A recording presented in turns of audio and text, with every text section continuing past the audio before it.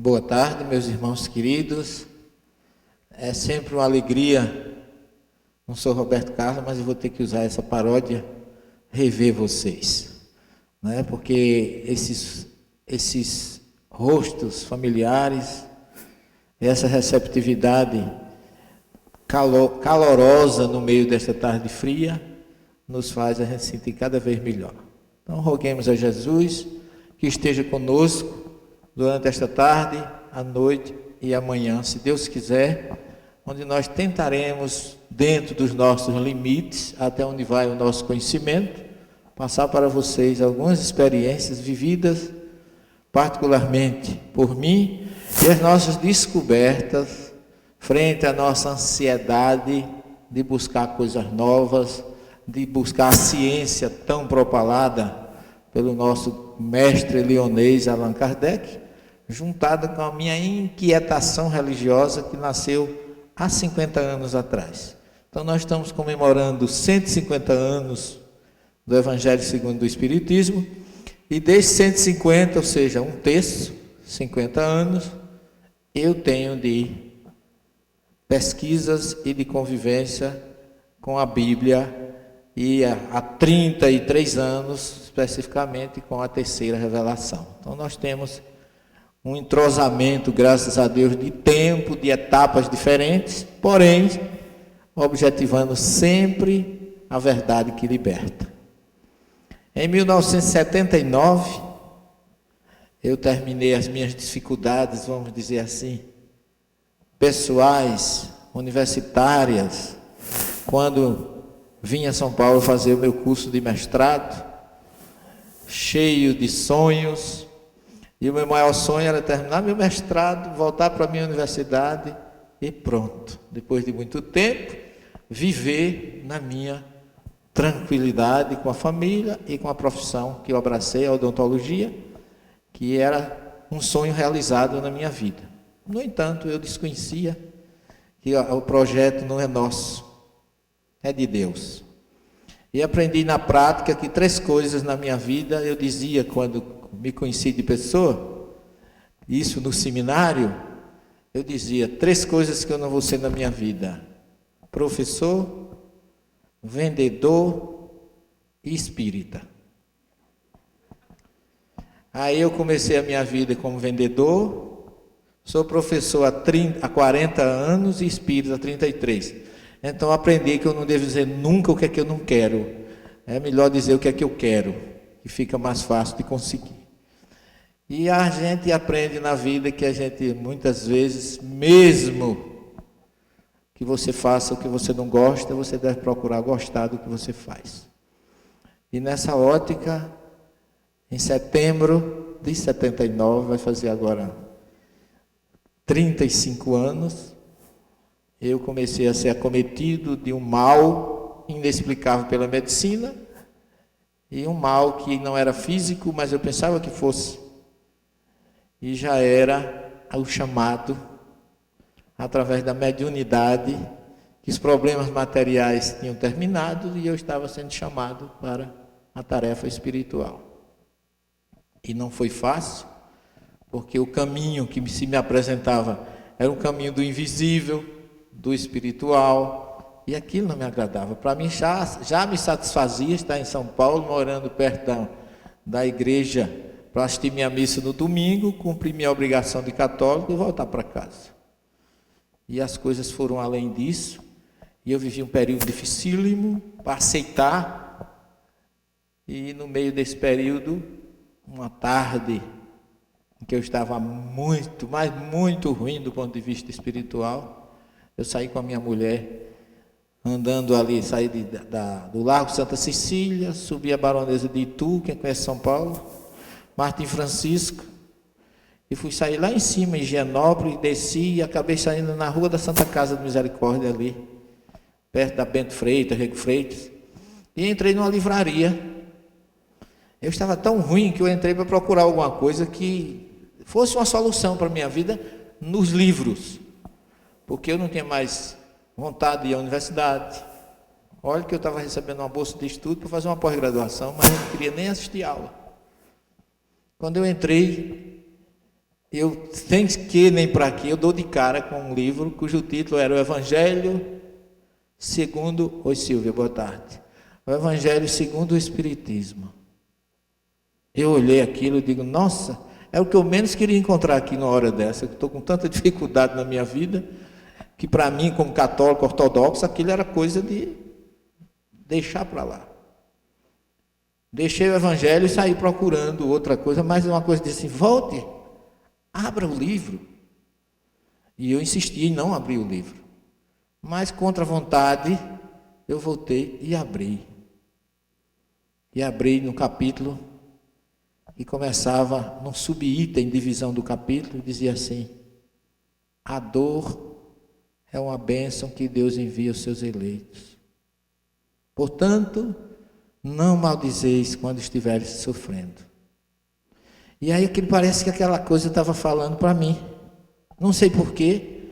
Eu olhei assim, eu digo, gente, quem escreveu isso aqui sabia do que eu estou passando. Eu digo, esse livro é mágico. Eu joguei para lá o livro. Aí, deixei, voltei, eu digo, eu compro ou não compro? Não, não vou comprar não, isso é melhor ir para a missa e dizer ao padre que eu encontrei um livro que não era bom, mas que eu deixei para lá. E aí, naquela vai e não vai, eu voltei e comprei o livro. E comecei, eu gosto sempre de ler livro pelo prefácio, pela introdução. Aí comecei a ver. Primeira surpresa minha, o livro tinha versículo do Evangelho. Eu digo, gente, mas não é da coisa do Espiritismo, como é que tem coisas do Evangelho? E naquela minha reflexão, eu comecei a descobrir outras coisas dentro do livro. Outras coisas interessantes. E aquilo foi me apaixonando pela introdução. Eu fui ver Kardec dizendo que no ensino moral de Jesus é que todas as crenças podiam se encontrar. E eu achei aquilo bonito, porque a gente se acha, na minha visão naquela época, era que minha religião era minha religião, tua religião era tua religião. E graças a Deus hoje eu estou plenamente realizado por essa semente de lucidez ecumênica plantada por Allan Kardec na introdução do Evangelho segundo o Espiritismo. E para não ser prolixo, eu fui caminhando durante 3 anos.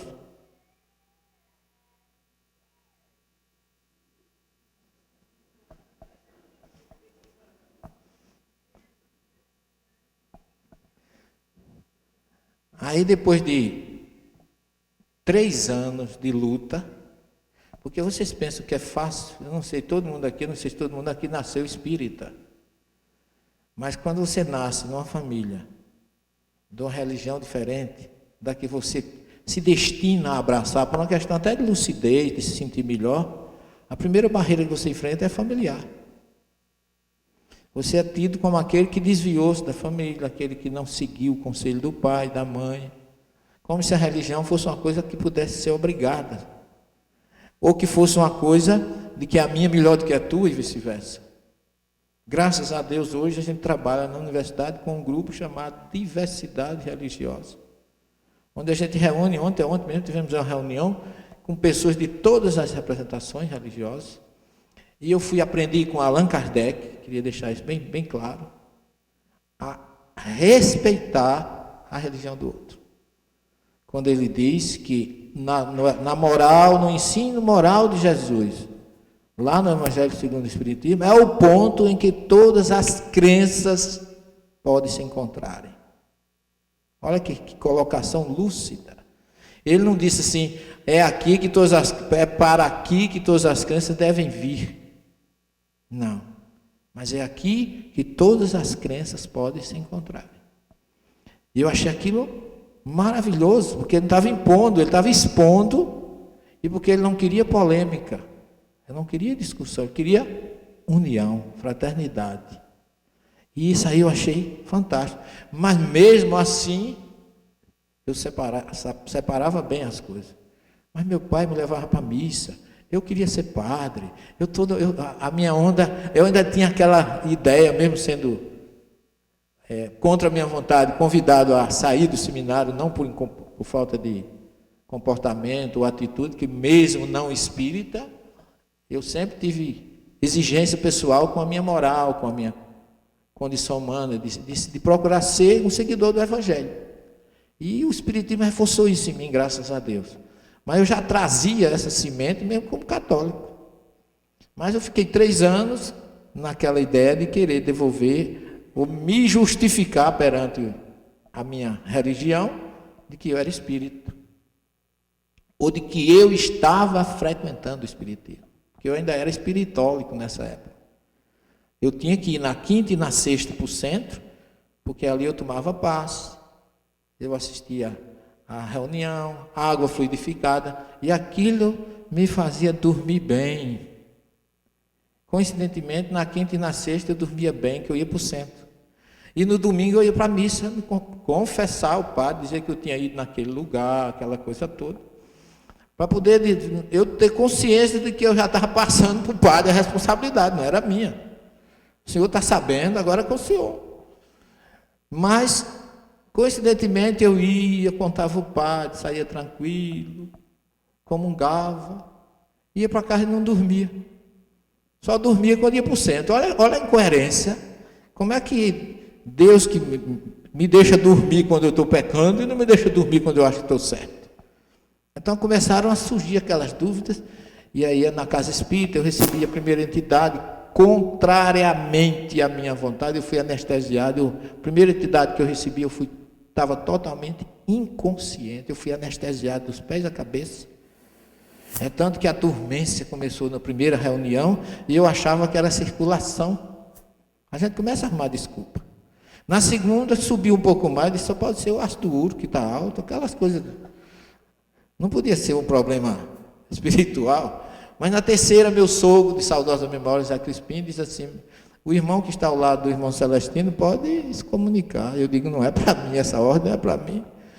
Aí aquela dormência começou do pé, foi subindo, eu digo, é a morte que vai chegando. Eu não vi mais nada.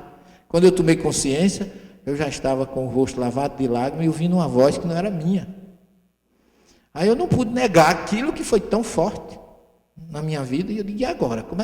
Quando terminou a reunião, todo mundo me abraçando, parabéns, eu parecia um velho indo para o matador, triste, não achava aquilo absolutamente nada, por que eu estava recebendo os parabéns, se não era aquilo que eu queria?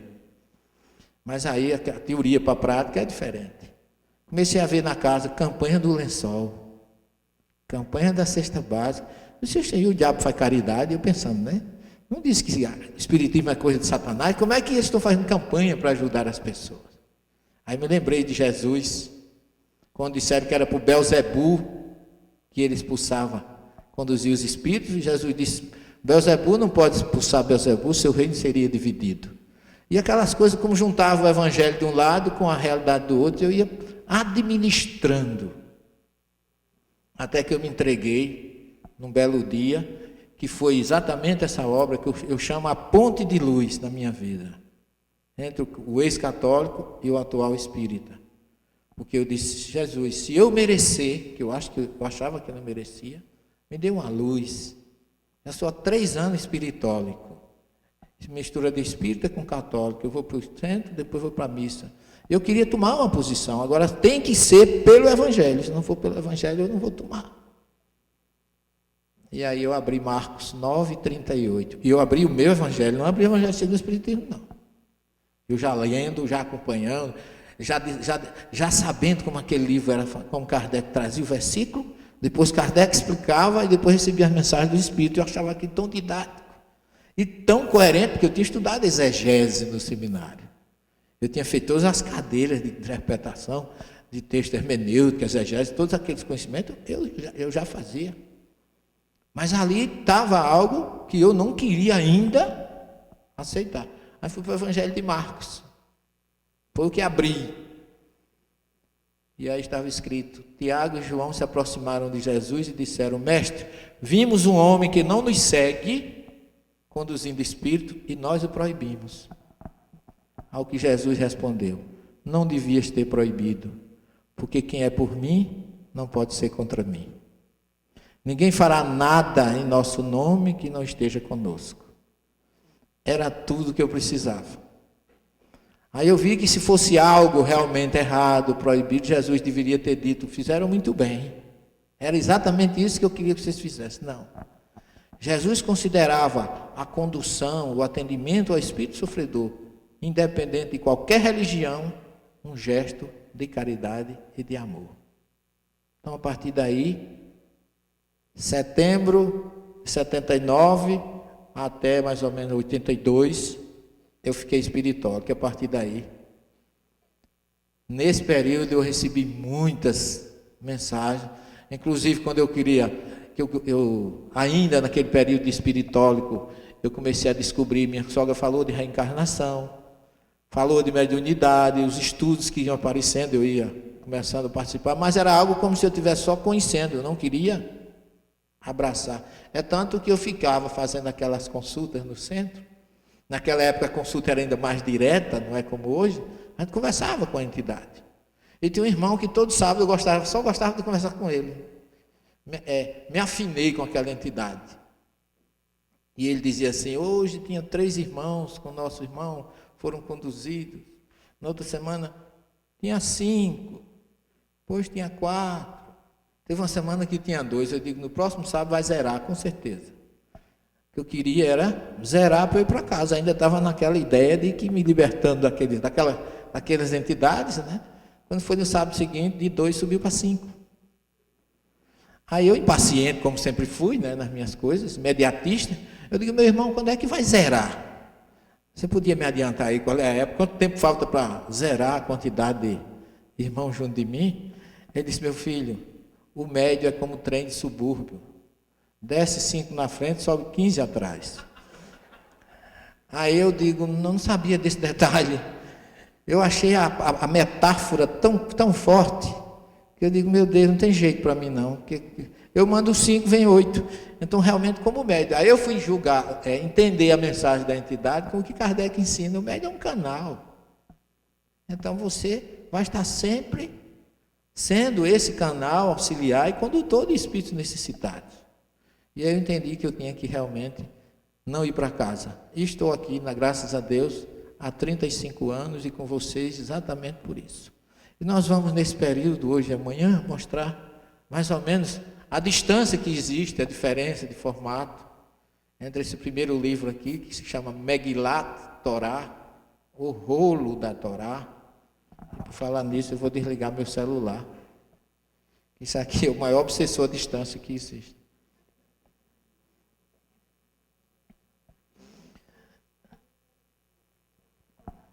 Está baixo o som aí? Tá? E agora, melhorou? Quem é que aumenta aqui? Eu não sou, essa área mediúnica de mídia eu não entendo muito bem. Só se alguém quiser dar uma aumentadazinha no som. Estão ouvindo bem aí atrás?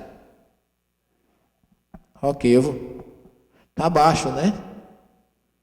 Dá uma. Quem é que mexe com isso? É você mesmo, querido? Ok. Agora não sobe muito não, para não dar microfonia, né?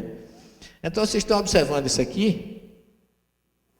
Chama Megilat Torá, o rolo da Torá.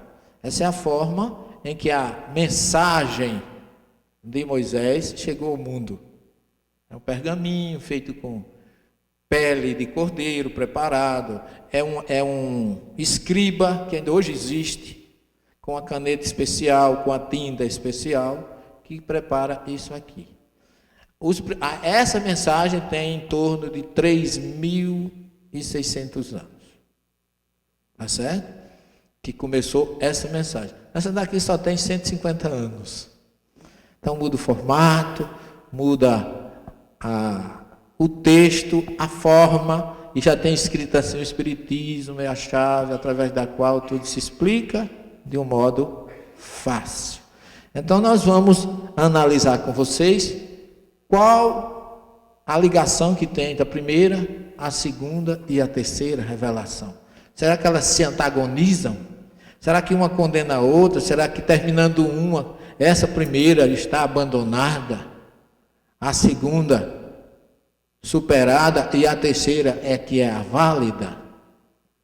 Nós vamos mais ou menos analisar essas questões. Lembrando que na introdução, no primeiro capítulo, aliás, do Evangelho segundo o Espiritismo, falando de a nova era, um espírito israelita, ele não dá nome, se intitula Espírito Israelita, ele coloca essa frase: Moisés abriu o caminho, Jesus continuou a obra e o Espiritismo a arrematará.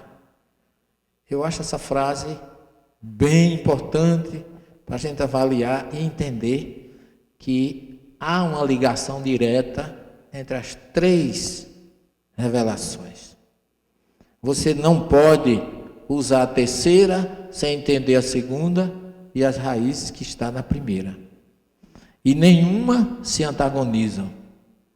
Moisés traz a primeira na forma de rolo, Jesus já vem na segunda com a sua mensagem do Evangelho, e o nosso grande mestre Leonês veio como grande codificador para completar. Então, são três revelações distintas, em épocas diferentes, porém compatíveis com os habitantes de cada época. E que nenhuma veio para destruir a anterior. Lembre-se que Jesus disse que eu não vim destruir a Torá nem os profetas, na sua revelação lá em Mateus 5,17. Eu vim para aperfeiçoar, para esclarecer. E Kardec, no Evangelho segundo o Espiritismo, capítulo 24, item 7 em diante, ele diz que os espíritos não disseram tudo, mas não é porque o Espiritismo tenha revelações obscuras ou tenha mistérios ocultos, não. É porque cada coisa tem que vir a seu tempo, à medida de que estejamos preparados para recebê-las. Então o Espiritismo é vivo nesse sentido. Por isso que tudo que acontece, toda ciência nova, toda coisa nova, a doutrina espírita está ali respondendo, explicando e esclarecendo, porque esse é o papel dos espíritos. Como nós vamos ver, como está lá na questão 627. Então eu gostaria de lembrar que toda vez que a gente pensa em Jesus, a gente nem sempre se lembra que Jesus era judeu. E a gente coloca Jesus sem a cabecinha coberta, como se ele estivesse desrespeitando. Ele era um seguidor do judaísmo. Agora, você pode dizer, Jesus não poderia ter vindo em outra civilização? Poderia. E por que veio como judeu? Porque naquele momento, segundo esclarece o próprio Kardec, era o povo que era monoteísta, em quem poderia a mensagem de Deus ser melhor entendida, melhor vivida e melhor interpretada. Não é porque fosse o melhor povo, que eles fossem melhor do que as outras nações, não, mas que eram naquele momento os únicos monoteístas. E Jesus veio no meio deles também para, dentro desse Deus monoteísta, reforçar a mensagem de Moisés e nos trazer o Evangelho e as suas lições tão libertadoras, e ainda nos prometer que não tinha dito tudo, como ele diz lá em João 16. Eu não disse tudo porque vocês não estão preparados para entender agora o que eu tenho a dizer. Mas quando vier o Consolador, olha aí, ele relembrará o que eu disse e vos ensinará coisas novas. Então esse momento é o momento de ouro vivido por nós, iniciado com Moisés, prometido por Jesus e trazido pelo Espírito da verdade. Então vamos analisar que muitas coisas que ele falava era para judeus, que infelizmente ele não pregou nada para brasileiro naquela época. Eu acho que nós ainda estávamos no plano espiritual, eu acho que a gente era judeu naquela época, não é? Se preparando para voltar como estamos hoje. Então nessa condição, a gente vai ouvir o nosso mestre Leonês fazer algumas informações a respeito, quando ele diz assim, a teologia não pode negar-se a admitir, o que demonstra evidentemente o erro em que se está sujeito a cair, tomando ao pé da letra expressões de uma linguagem frequentemente figurada. Ele já chama atenção para a questão metafórica. Deve-se-á daí concluir que a Bíblia é um erro? O próprio Kardec responde, não. A conclusão é tirar-se é que os homens se equivocaram ao interpretá-la. Que lucidez, né? Ainda hoje essa frase está atualizadíssima. Isso está onde? Na questão 59 do Livro dos Espíritos. Quando ele fala da criação, quando ele fala de Moisés. E é isso que tem acontecido. E lamentavelmente, embora Jesus tenha dito, ai daquele que alterar um só iude da Torá e assim ensinar os meus filhinhos, será chamado o menor, o reino dos céus. E infelizmente a gente vê muito isso. Pessoas, como diz Kardec, volteando num versículo do Evangelho, procurando encontrar ali o que ele quer encontrar e não o que o versículo quer dizer, para atender às suas convicções pessoais. E nós espíritas, eu acho que temos que ter a lucidez de entender que não somos o dono da verdade, mas com ciência a gente não pode ignorar o passado, o presente, nem o futuro.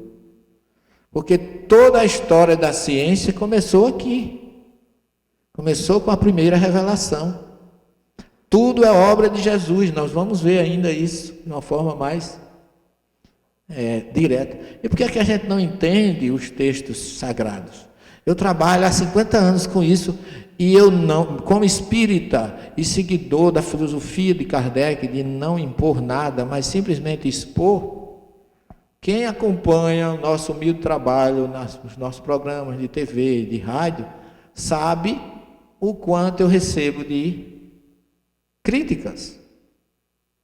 Eu não prego religião, não faço proselitismo. O espiritismo não faz proselitismo, mas mesmo assim, ainda tem algumas pessoas que acham que o que eu trago é para destruir a religião que ele milita, sem eu dizer uma palavra, convidando aqueles que não são espíritas, que são cristãos, a refletirem sobre os novos conceitos que a gente está trazendo dos textos originais, que a gente, pela nossa pesquisa, pelas nossas buscas, pelo conhecimento do idioma, tem condições de ir lá e buscar esses conceitos. Mas a maioria acha que eu estou querendo destruir a religião dele. E aí vem todo tipo de desabafo, né? Os espíritas, graças a Deus, me entendem. A maioria tem sintonizado com isso, mas alguns me chamam de 666. Que eu não sei nem o que é isso, não sei se vocês sabem. Que é aquele símbolo da besta apocalíptica, que eu acho que para mim, humilde como eu sou, humilde não, pequeno como eu sou, essa coisica que eu sou, já é número demais para mim, não é não? 0,5 já resolvia meu problema, não era não, doutor Cláudio? Então nós somos realmente tão insignificantes que às vezes as pessoas dizem, professor, o senhor já viu? Eu digo, olha, diga a esse irmão que não perca tempo comigo não. Vá criticar outro. Eu sou um coitado, uma pessoa que não tem essa importância dele estar se preocupando com o que eu digo. Ele não é obrigado a seguir. Mas parece que incomoda essa verdade, esse conceito novo, incomoda. Infeliz daquele, eu digo sempre aos meus alunos, nós somos copo com água.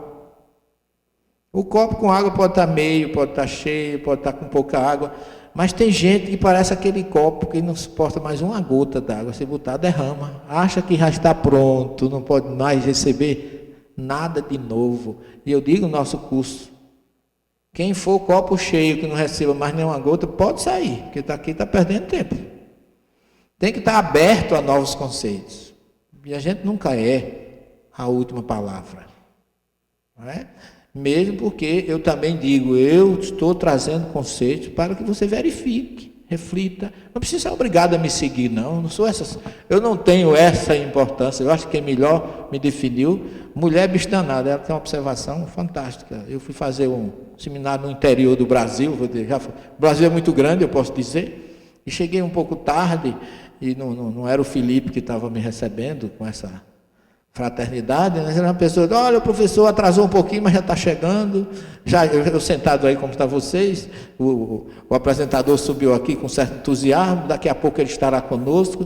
3 filas atrás, tinham 2 mulheres sentadas, aí ele começou a dizer assim, o nosso mestre, o professor já está aqui, vai dar um show, aqui. Começou a falar aquele currículo que eu não tenho, mas as mulheres eu acho que se sentiram incomodadas, né?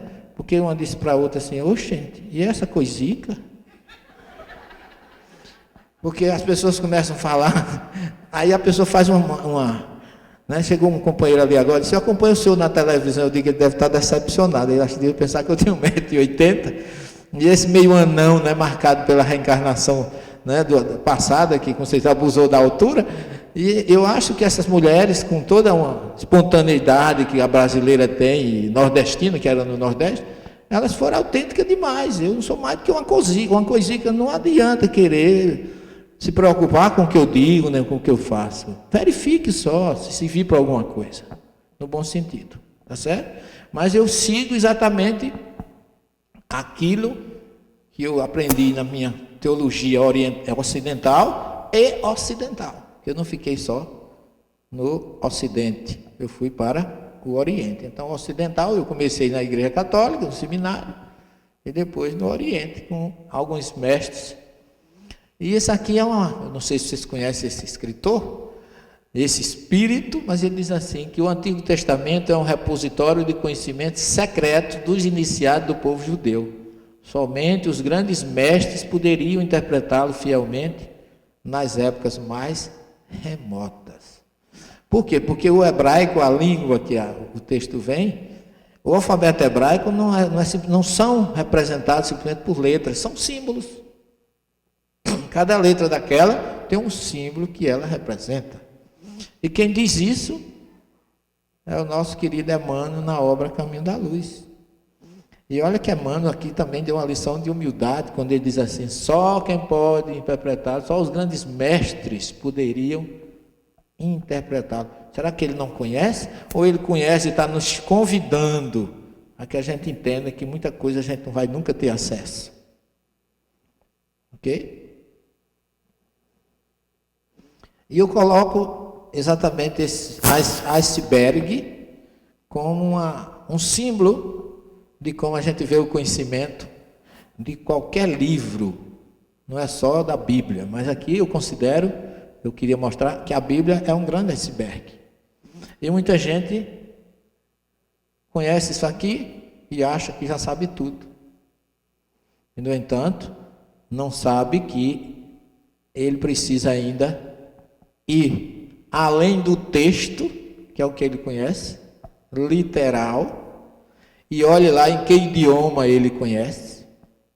Se é no hebraico, se é no grego, se é no latim, se é no francês. Qual é o idioma que ele conhece? Esse texto. E ele vai ter que trabalhar para conquistar o resto desse conteúdo. E que a gente não consegue, infelizmente, numa encarnação. E eu posso até extrapolar um pouquinho, dizer que nós fizemos parte daquele grupo de Moisés. E a gente passou para o grupo de Moisés, passou para o grupo de Jesus, e estamos agora, sob a misericórdia divina, como diz o Dr. Bezerra de Menezes, no seu amor e carinho por nós, como trabalhadores da última hora, não é? Que nós estamos chegando na 1/10 hora, não tem mais tempo, temos que correr atrás desse prejuízo todinho. E muita gente acha que já sabe tudo, quando na verdade tem muita coisa a aprender. Porque a Bíblia, quando você vai estudar qualquer curso de teologia que você faz, você vai estudar hermenêutica e exegese. Não é assim? Que a hermenêutica fala de um texto todo. A hermenêutica é uma parábola, é uma hermenêutica. Cada versículo dentro daquela parábola é uma exegese que você tem que fazer.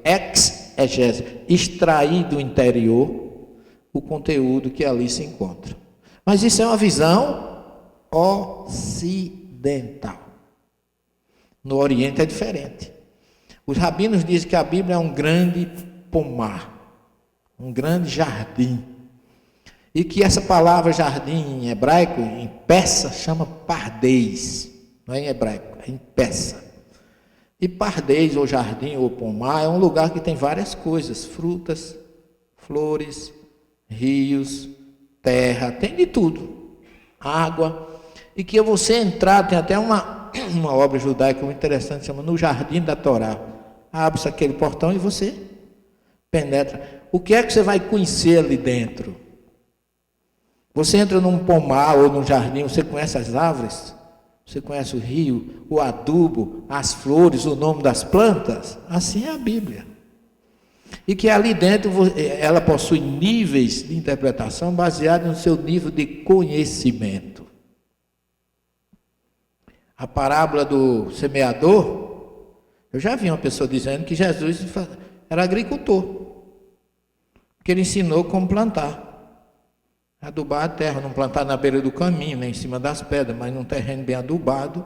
Quer dizer, a pessoa ainda está lá na época de Jesus, entendendo a forma, a hermenêutica dele é que Jesus ensinou a plantar. Ele só veio até ali. E à medida que a gente vai crescendo, para entender uma parábola, você precisa de conhecimento, evolução espiritual. Precisa ter uma série de informações e de elevação para que você penetre naquele âmago, procurando saber o que Jesus quis dizer naquela época, o que significava aquilo naquela época e o que significa hoje.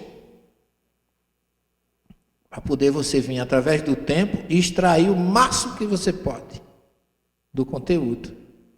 Então aqui, a Bíblia, a palavra pardes, como o hebraico não tem vogal, ela se escreve P-R-D-I-S. Então os rabinos utilizaram isso como os 4 níveis de interpretação de um texto bíblico, no original. Tá certo? Como vai, querido? Tudo bem? Então a palavra peshat, é uma palavra hebraica, se pronuncia pachute, é simples. Simplesmente pachute. E esse pachute, que é o P de pardês, significa simples, direto ou literal, corresponde à realidade histórica, ao significado objetivo, óbvio e comum. É o que está escrito. É o primeiro nível. Quando você diz assim, no princípio, criava Deus os céus e a terra. Você sabe que está dizendo, uma narrativa literal, que a terra foi criada. Mas criada quando? No princípio. Mas que princípio foi esse? Quando foi que ocorreu esse princípio? Então faltam muitas informações. Como isso aconteceu? Quem trabalhou nisso? Qual foi a forma? Até hoje ninguém sabe. Então, esse nível literal ou simples, que todo mundo quase sempre acha que é o verdadeiro, não significa nada além da informação literal, histórica, ou indicativa de um lugar, ou informação, simplesmente uma informação. Pardês, falta o R, que é a segunda letra, que os artistas chamam de remês. É o segundo nível, é o significado figurativo, o ensinamento insinuado, contido em cada uma das palavras e dos versos ou versículos dos 5 livros de Moisés. Esse chama-se Mishnah. Mishnah vem de Mishnei em hebraico, que é 2. Mishnei. Então, significa Mishnah é a Torá escrita. É a Torá oral interpretada e escrita essa interpretação. Mas é um nível ainda figurativo,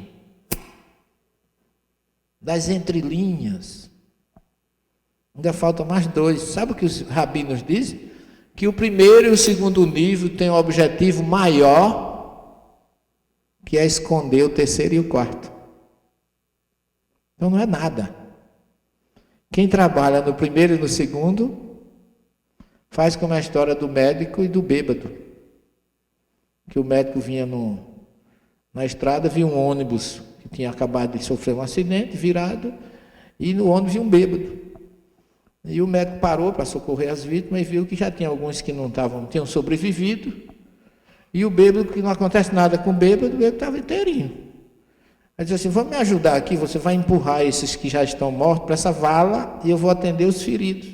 E o médico começou a empurrar os bêbados, os mortos, e no meio dos mortos tinha um que não tinha morrido, tinha desmaiado. Enquanto ele está empurrando, o cara sentou no meio dos mortos, e o bêbado continuou empurrando ele junto com os mortos para dentro da vala. Aí o bêbado disse, o que é que você está fazendo? O cara disse, eu estou empurrando os mortos para dentro da vala. Aí ele disse, mas eu não estou morto. Aí o bêbado disse assim, tu quer saber mais do que o doutor? Aí empurrou o cabelo dentro. Quer dizer, tem gente que pensa assim. É a forma como ele vê, ele não muda o sentido, o objetivo do que ele precisa alcançar. Ele não contorna, tem que ser aquilo.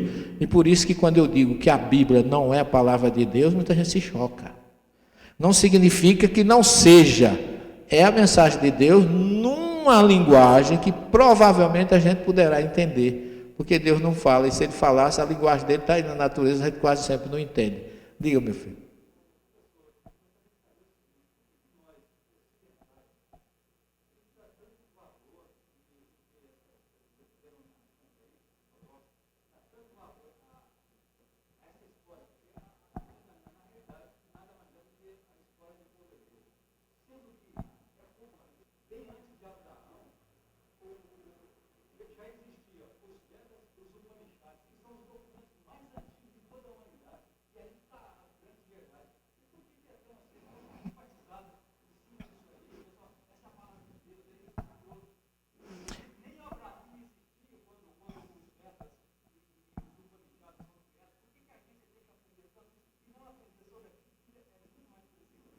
Porque nós, os ocidentais, adotaram mais a linguagem hebraica, a linguagem dos hebreus, o livro dos hebreus. E porque também, como ocidentais e cristãos, Jesus veio entre eles. Então, como todos esses aparatos, como eu vou mostrar daqui hoje e amanhã, prepararam a vinda, foi preparado por Jesus para receber os habitantes do planeta Terra, nós, como cristãos, procuramos mais essa linguagem ocidental, bíblica, evangélica.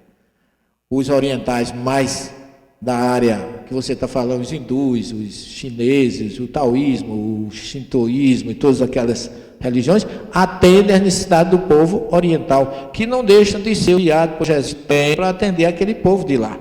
Porque eu costumo dizer o seguinte, muita gente, eu já vi num curso que eu fiz de pós-graduação, uma pessoa dizer, a frase que diz assim, só Jesus Cristo salva, que eu acho uma coisa até agressiva, que Jesus nunca diria isso, porque parece até que os outros estão esquecidos.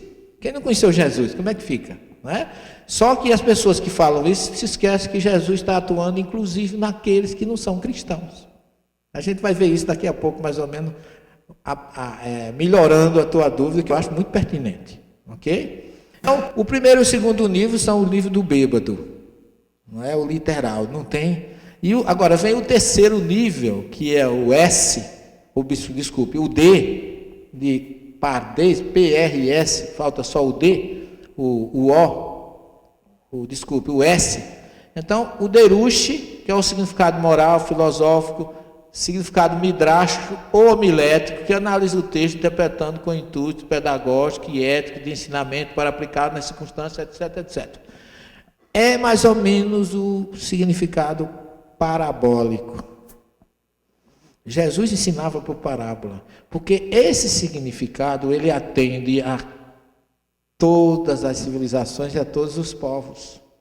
Porque você entende de acordo com a tua evolução espiritual e com o teu conhecimento. Desde que esse entendimento te faça melhor, está excelente. Por isso que Jesus dizia, eu ensino por parábola para que eles vendo não enxerguem e ouvindo não entendam. Parece um contrassenso, né? Mas porque ainda não estavam preparados naquele momento para receber a mensagem. Por isso que ele diz, eu te louvo, meu Pai, porque tu desse sabedoria aos humildes e aos pequenos e não desse aos doutos. Mas a sabedoria não é a sabedoria cultural, a sabedoria espiritual universal. Porque a cultura nem sempre dá moral. Chico era um semi-analfabeto, mas era um dos maiores filósofos que eu já conheci. Porque não era dessa existência a sabedoria dele. Ok? Então o último nível, que é chamado de Sode ou secreto, é esse que Emmanuel diz que ninguém tem acesso. Só os grandes mestres, que é o sentido cabalístico e o significado secreto, ou místico, ou espiritual. Nem todo mundo tem acesso a ele. Então, por enquanto, a gente para no terceiro. E você observe que quem faz hermenêutica e exegese acha que ali já conseguiu tudo. É uma visão ocidental, teológica, e para você ter uma ideia, no judaísmo não existe teologia. Não existe teologia judaica, não. Ele chama semente de fé judaica. Emuná e Rudite. Só que fé não é crença. A coisa vai bem mais. A gente vai estudando e vai descobrindo que a fé não é simplesmente crer. Fé é prática. A palavra emuná vem de imune hebraico, que é exercício. Exercício do bem em favor do que me cerca. Isso é fé. Por isso Tiago falava, se a fé sem obras é morta. A par do Evangelho, ou seja, igualmente ao que está no Evangelho, o Velho Testamento está tocado de clarões imortais para a visão espiritual de todos os corações.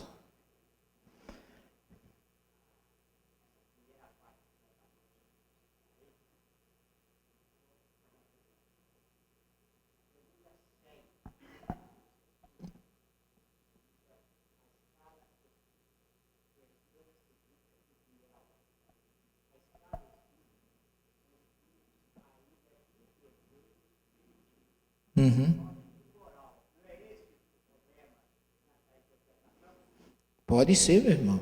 Na escala espírita, de acordo com a tua evolução, com o teu conhecimento, tu vai entendendo melhor ou não vai entendendo. E no planeta Terra, como nós somos ainda uma classe de espíritos, de que ordem a Terra? De que ordem? Hein? Terceira, né? A planeta Terra é um planeta de terceira ordem, né? Onde o mal ainda sobrepõe o bem. E onde o mal sobrepõe o bem, a ignorância também sobrepõe. E significando que por isso, por misericórdia divina, que vem muitos espíritos em missão para nos ensinar, para nos ajudar. E como nós ainda somos tão pequenos, tão mal informados, tão mal evoluídos, a gente também não entende a linguagem. Por isso que Deus nos ajuda muitas vezes enviando alguém que pode melhorar isso, dividir, esmiuçar, esclarecer para nós. E por isso que veio a terceira revelação, que a gente vai ver a importância que está lá na questão 627 da terceira revelação. Não, a gente tem que procurar simplesmente mostrar que não é criticar, é ajudar a se libertar desse estágio. Com certeza.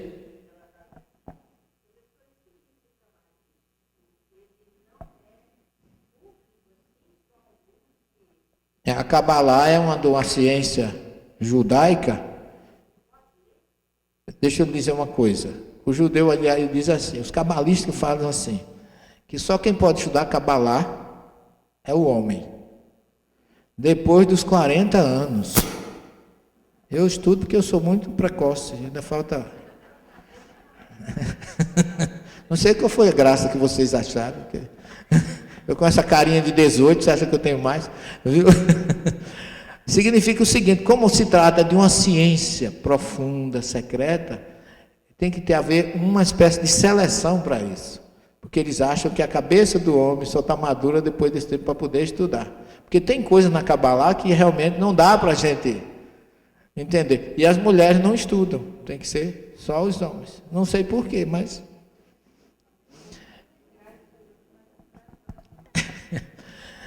Olha o que diz ainda esse espírito, que tanto o Velho como o Novo Testamento estão tocados de clarões para as visões imortais, para a visão espiritual de todos os corações. Uma conexão reúne as duas leis, que representam duas etapas do progresso humano. Estão vendo? Ou seja, para a primeira revelação, o Velho Testamento tem um grupo compatível evolutivamente com aquela revelação. Para a segunda também. Então vai de acordo com a época em que as pessoas poderiam receber aquele tipo de revelação. Porque diz que uma conexão reúne as duas revelações. Em outras palavras, elas não se antagonizam, mas se completam. Elas estão unidas. Tá certo? E que representam etapas do progresso humano. À medida que nós estávamos melhores preparados, Jesus vem trazer a segunda. Ok? Moisés recebe do mundo espiritual as leis básicas do Sinai, construindo desse modo o grande alicerce do aperfeiçoamento moral do mundo, pessoal. Não é aperfeiçoamento moral dos judeus, Não é aperfeiçoamento moral dos gregos, nem dos brasileiros, mas do mundo. Por quê? Porque nos 10 mandamentos a gente encontra o que é necessário para haver paz, evolução. Não é um código, veja mente, não é um ensinamento religioso. Lembremos disso, é um ensinamento moral. Não matar, não furtar, não adulterar, não levantar falso. E nós, eu já vi alguns espíritos dizer assim, o Velho Testamento não serve para nada.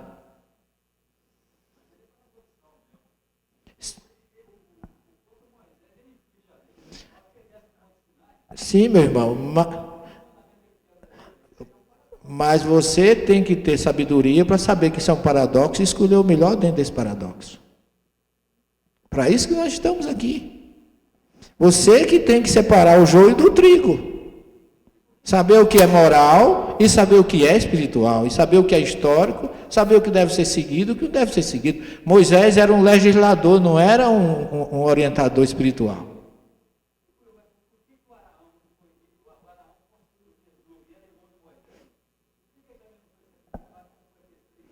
É uma resposta que eu ou você pode ter sido Arão. Tá certo? Eu tenho uma amiga que diz assim, eu não gosto nem de ouvir falar de Davi, era um guerreiro. Eu digo, olha, fale baixo, porque você pode ter sido ele. Então nós não estamos à altura de julgar, de analisar e seguir a racionalidade do Kardec. A Bíblia não tem erro, não. A gente se equivoca ao interpretá-la. E por isso que nós estamos aqui aprendendo para superar isso sem nenhum problema. Sem levantar a mão e dizer assim, aquele errou, aquele acertou. O nosso papel é racionalmente, com humildade, buscar os clarões que esse Espírito está falando que existe, que é apesar dele ter sido um instrumento, como você está colocando, não perfeito, mas os instrumentos imperfeitos podem ser utilizados com Jesus por Deus com causas perfeitas. É que foi que aconteceu. Essa é a questão. Ele pode ter morto e ter feito como você está colocando aí, mas ele trouxe o maior código moral do mundo. E é esse que está levantando. Quem é que está levantando isso?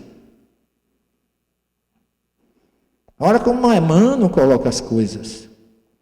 Emmanuel conhece tudo isso que você está falando e que eu também sei. Mas a gente não cresce apontando o erro do outro. A gente cresce estimulando o pouco de bondade que o outro tenha. E é assim que o mundo vai crescer, se Deus quiser um dia. Então, analisar é facílimo. Viver que é o difícil. Praticar é que é o difícil.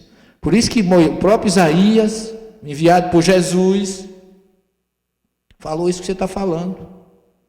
Esse povo me louva com os lábios, mas não me tem no coração. Porque nós somos muito de louvar com os lábios. Essa é a questão. Isso é que é a riqueza de estarmos aqui. Aprendendo com a lição dos outros, para que a gente não cometa as mesmas gafes que os outros cometeram. E o Moisés foi julgado, se você deve saber, não pôde nem entrar na terra prometida. Ele não foi enaltecido por Deus pelo que ele fez, não. Ele cumpriu a missão, mas ele foi punido. Mostrando que a lei de causa e efeito pode até não ter punido naquela hora Arão, mas depois ele foi. E é nessa que nós estamos, né? Vamos para frente. E os profetas, quem foram os profetas? Depois que os grandes enviados falharam, Jesus mandou os profetas. O que é que ele faz?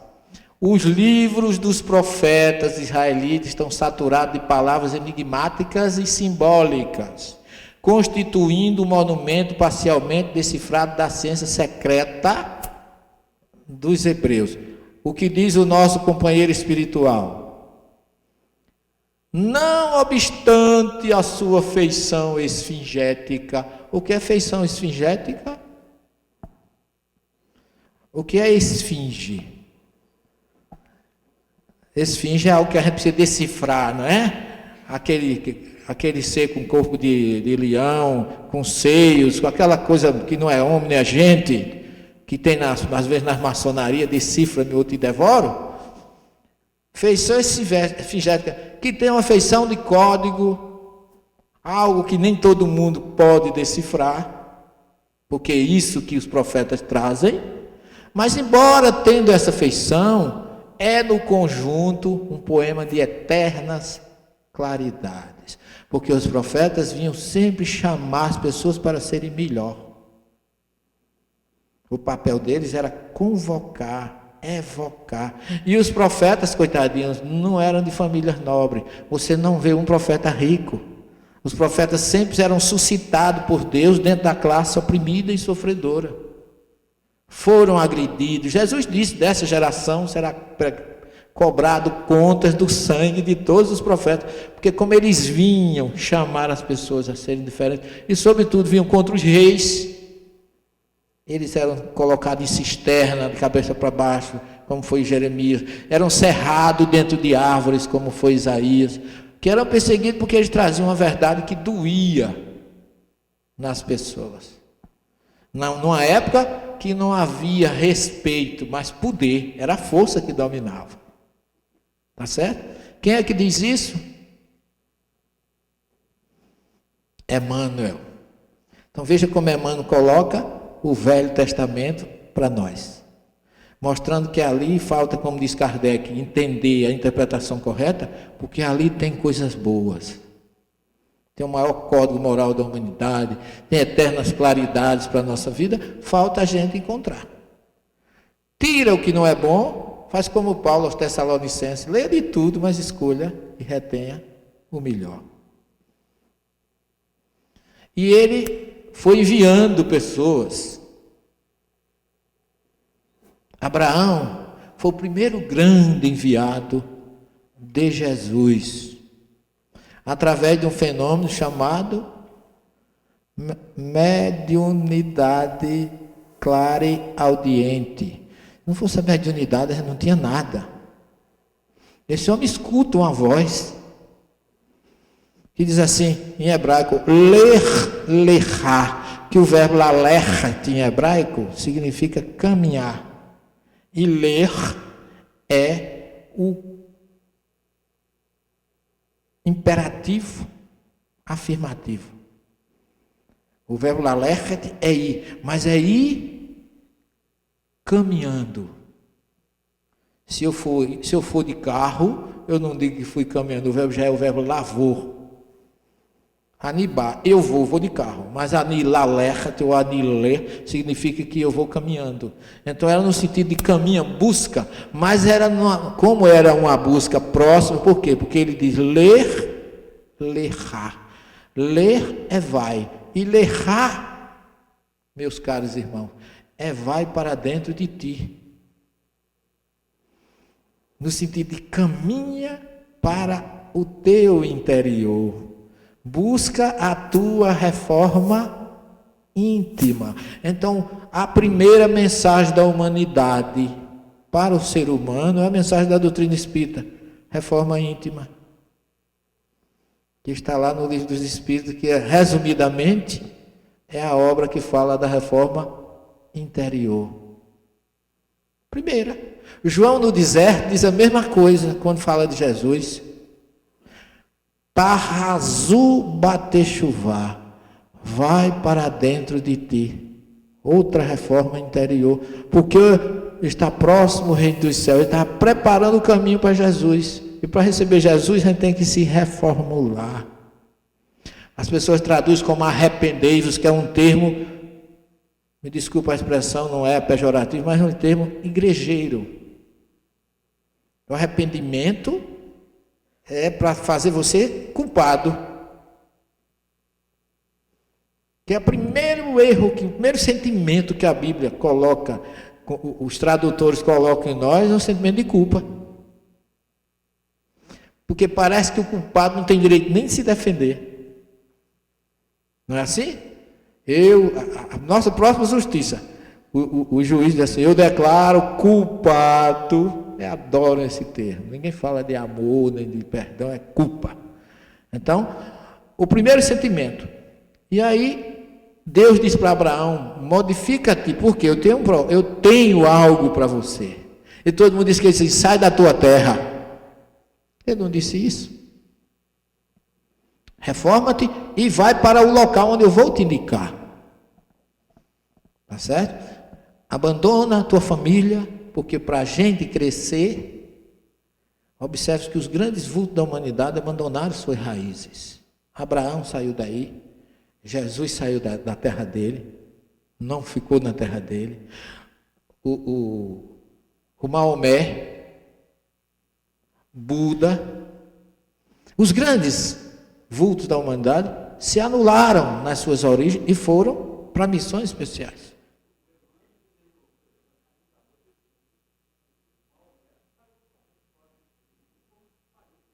Sim, não resta dúvida, mas eu estou falando no sentido que abandonou, fugiu da sua, do seu, vamos dizer assim, da sua cama, do seu endereço. Porque vocês não sabem, quem viaja, quando a gente deixa a nossa terra, a primeira coisa que se requer da gente é humildade. Porque você chega no outro país, na outra terra, você faz uma coisa que é comum aqui, você, sem saber, inconscientemente, pode estar agredindo aquela outra. Quem sabe disso é quem já viajou com a gente, como sabe. Não é? A gente aqui, antes de comprar uma revista, a gente abre, lê, vê a reportagem, vê se gosta, se não gosta. Lá na França, quase que a minha mulher apanha, porque fomos ler uma revista antes de comprar. Eu dizendo, I want to buy, nesse meu inglês nordestino, nesse to have nordestinês, e o cara entendia, mas isso não interessa, vai embora. Ou compra ou vai embora. Quer dizer, são coisas que você aprende fugindo da tua terra a ser. A primeira coisa é humilde. Porque até lá fora, aonde você chega, até para você comprar qualquer coisa em um determinado ambiente, você tem que entrar com muito cuidado, com muita humildade, se anulando, para poder você conseguir o que você quer. Então, esse é o grande significado de lerrar. Ok? E esse homem aqui deu sinônimo, deu prova de que cumpriu a missão. E Jesus envia também esse rapaz, que vocês conhecem, que é notabilizado, que esse é Abraão, esse é quem? Isaac. E esse, Jacó, uma família nobre, né? Pai, filho e neto. Esse é filho desse, e esse é neto desse, e filho desse.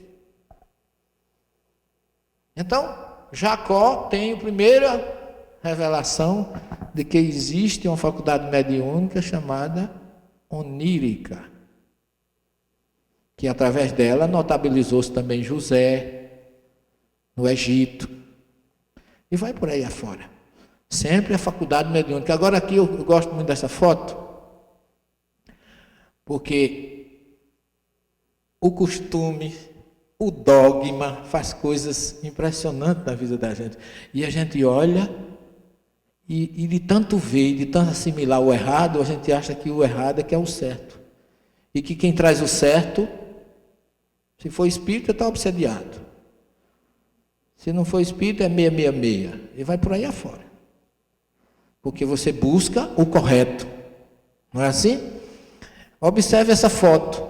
Diz o sonho que Jacó via anjos que subiam e desciam através de uma escada, né? Quem disse que anjo é assim? Quem foi que já viu um anjo? Todo mundo aqui. Tem muito médio vidente aqui? Tem, não tem? Eu sou médio vidente desde os 6 anos, hein? Nunca tive o privilégio de ver um anjo. Como é que Abraão era médio vidente, audiente. E ele um dia está na sua tenda no deserto e chegam 3 homens. Ele não sabia que eram 3 anjos. Que a história depois diz que eram 3 anjos.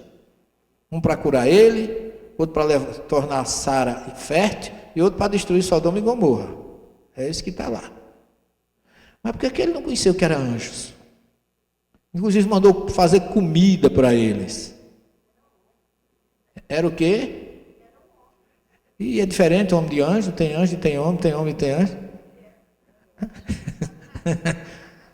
Gracinha. Agora faço como Hebe, gracinha. Se fosse mulher era anjo, né? Mas era homem, tá certo. Gente, essas pessoas se vestiam como pessoas comuns. Por isso que ele não conheceu. Ele pensou que eram retirantes do deserto. Como é que a gente vê espírito na nossa casa? Como eles eram. como eles estiveram aqui com o perispírito que eles viveram no planeta Terra. Observe que são jovens, imbernes, vestidos de túnicas brancas, com 17, 18 anos, simbolizando verdadeiros deuses do Olimpo grego. Mitologia. E porque tem asa? Voavam. Interessante, hein? É conceito mediúnico. Porque quem via esses espíritos como médios, eles chegavam e desapareciam rápido. Se desapareciam rápido é porque voavam. Se só voar tem que ter asa, bota asa nos meninos. Então observe num quadro só quanta coisa troncha, como a gente diz lá no Nordeste, a gente encontra. E dizer isso aqui, para muita gente, é um sacrilégio. E eu não estou dizendo como sacrilégio, eu estou pedindo, pessoal, vocês que conhecem isso, se libertem destes conceitos errados. Tá certo? Então, só para mexer um pouquinho com, aprender como diz a história, o espírita tem que ter vesícula superior para funcionar, para raciocinar. Lembre-se que o espírito Erasto, no livro dos médios, ele diz, é melhor negar 9 verdades do que aceitar uma mentira. E nós espíritas, graças a Deus, temos isso, mas não é porque somos descrentes, não. Porque o espírita é assim, ele é exigente, mas ele é fácil de ser convencido com uma verdade com base. A gente simplesmente, eu acho que eu sou o espírita mais incrédito que existe.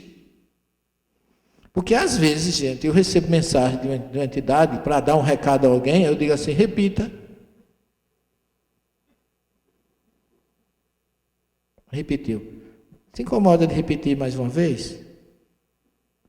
Se quiser repetir, bem, eu digo. Se não de repetir, eu não digo. Quem está interessado não é você, então repita 3 vezes, por favor. Isso é incredulidade, é rebeldia? Não. Isso é você saber, mostrar para o Espírito que você não é aquele que escutou a primeira coisa e já vai passar adiante. Esse eu posso confiar que ele vai dar o recado, porque depois de 3 vezes, pediu 3 vezes. Se fosse um espírito brincalhão, ou um espírito orgulhoso, ou um espírito que dizia, esse cara é metido a besta, eu não vou, deixa para lá, eu não vou repetir não. Pronto, não tem problema, eu também não digo. Estamos 0 a 0. Então é uma questão de ser coerente com a verdade. Diga, querido.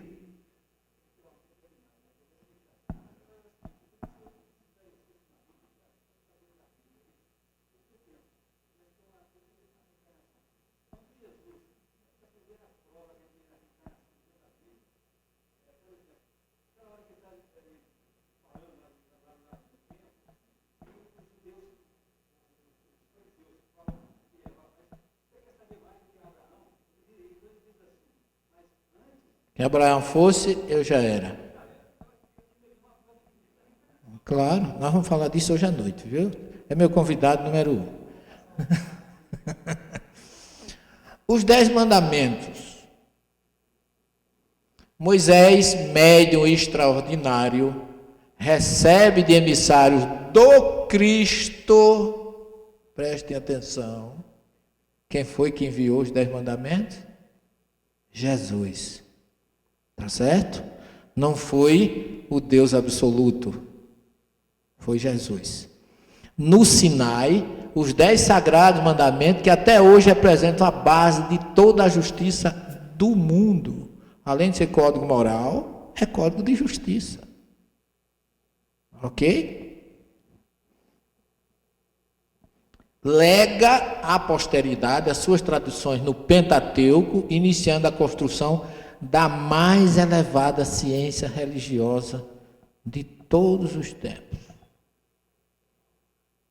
Meu filho, obrigado. Então, observem, eu gosto muito de Emmanuel, porque ele tira muito minhas dúvidas e me coloca a favor de que nós espíritas não desprezemos a primeira revelação. Não podemos desconhecer isso, sobretudo nós, que os nossos irmãos protestantes, que são bem intencionados, eu não sou contra, eu conheço muitos pastores, sou amigo de todo mundo. Agora eu tenho que fazer a minha análise daqueles que eu também sou amigo. Eles são muito bem intencionados, mas são muito, com todo respeito, são muito decoradores de Bíblia. Tá certo? E muito literais.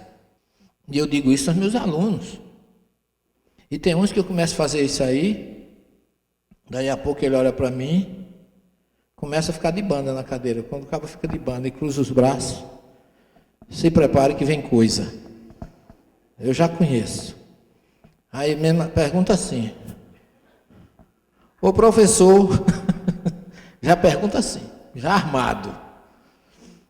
Eu sou obrigado a acreditar no que o senhor está dizendo? Eu digo de forma nenhuma, porque eu não estou aqui para obrigar você a acreditar em nada. Agora você sabe que você foi avisado. Você agora não pode negar a ignorância. Lembre-se que Jesus disse: muito será cobrado de quem muito foi dado. Então, no mínimo que você tem que fazer é verificar se eu tenho ou não razão. Não é obrigado a acreditar, mas você tem uma obrigação de verificar que isso que eu digo procede ou não. Ok? Porque muitas pessoas acham, que quando eu trago essas coisas é para fazer adepto para o Espiritismo. O Espiritismo não precisa de adepto, ele já existe com homens, sem os homens, apesar dos homens. O Espírito está lá dizendo isso, gente.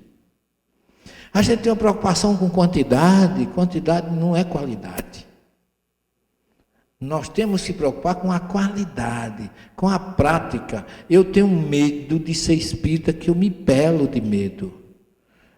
Pela responsabilidade que me carrego de dizer assim: eu represento uma doutrina puríssima, cristalina, verdadeira e autêntica. E que não cabe, infelizmente, não cabe maus representantes nela.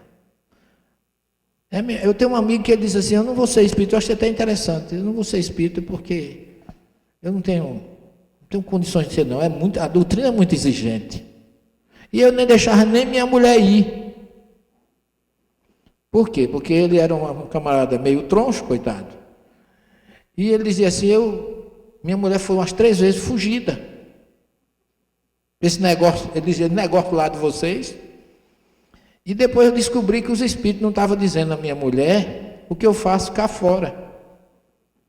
Como eu descobri que os espíritos não são fofoqueiros, aí eu deixei minha mulher frequentar. Agora eu não vou, porque eu não tenho condições de assumir. Eu acho isso coerente, viu, gente? Vai sofrer um pouquinho mais, né?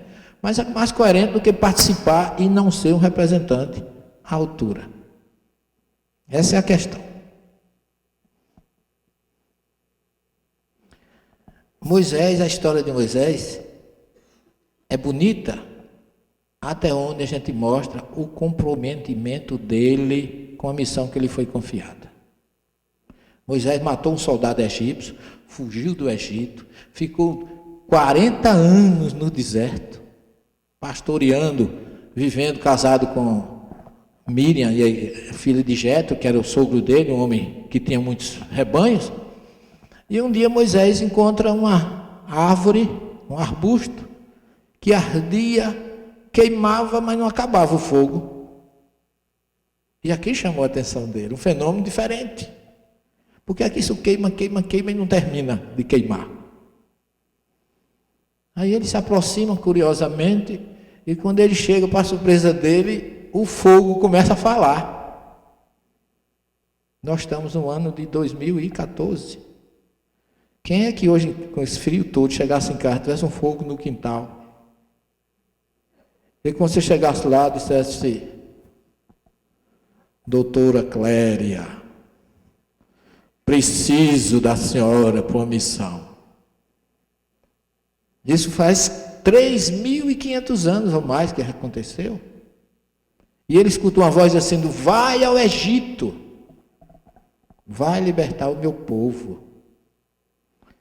E Moisés diz assim: não pergunta, não desacredita, porque eu acho que eu ainda estava correndo hoje. Se fosse no quintal da minha casa, eu acho que ninguém tinha me segurado, ainda estava em disparada, não é?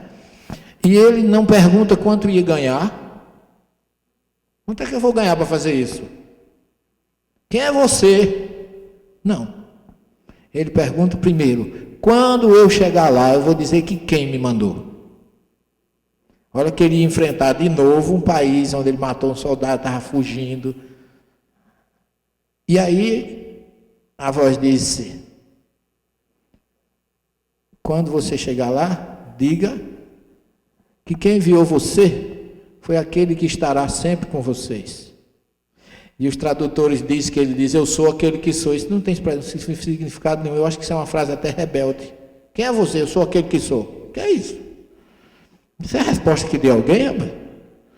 O termo hebraico original coloca assim: Erie, Ache, Erie. Do verbo Eriot em hebraico significa ser. Erie é a primeira pessoa do futuro, do atídio ou incompleto, o que nós chamamos de futuro do presente.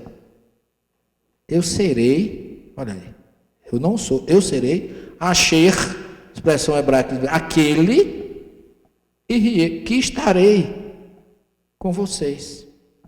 Não tinha nome, mas eu sou aquele que vai estar com vocês daqui para frente. E Moisés disse: mas como é que vai ser possível isso? Porque se eu sou, como é que ele chama? Shephataim, que significa, eu sou incircunciso dos lábios. Significa isso. Gago. Aí você assiste os 10 mandamentos com Charlton Heston, o cara tem uma voz de arrepiar até o canto da parede. Porque os produtores não são autênticos na colocação, nos roteiros de filme. Senão, não precisava de Arão. A voz diz assim: eu suscitarei diante das pessoas o teu irmão Arão que vai contigo. Eu falo para você, você fala para Arão e Arão fala para o faraó. Primeiro médio encarnado, um médio do outro. E ele assumiu a missão. Isso é o que eu acho fantástico. Está disposto a servir a Deus. Todos nós temos chamado, não é com saça ardente, não, mas em todos os momentos nós somos chamados e convidados a ser ou estar no caminho de Deus. E a gente quase sempre foge. Todos nós somos fujões, viu? Estou no barco com vocês, que se a gente não fosse fujão, não estava ainda por aqui. É ou não é? Diga, meu irmão.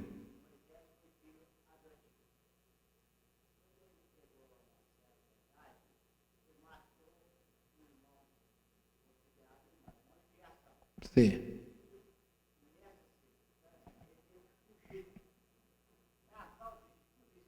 Não. A fuga dele pode ter sido realmente estar no projeto, mas nós não podemos delinear assim. Porque eu vou falar um pouquinho desse projeto, eu acho que na segunda parte vai aparecer Jesus. Quando Jesus entrar nessa história, que já era para ter entrado, mas eu vou rematar com a entrada dele, aí você vai entender que tudo foi projeto dele. Tudo. E aí nós temos aqui, ele ficou 40 dias e 40 noites, segundo, nesse lugar. Quem já foi aí? Tu foi, Cláudio? Subiu? Subiu. Não sou eu que não subi, que me deu hemorragia na hora, não foi? Mas eu já subi aqui.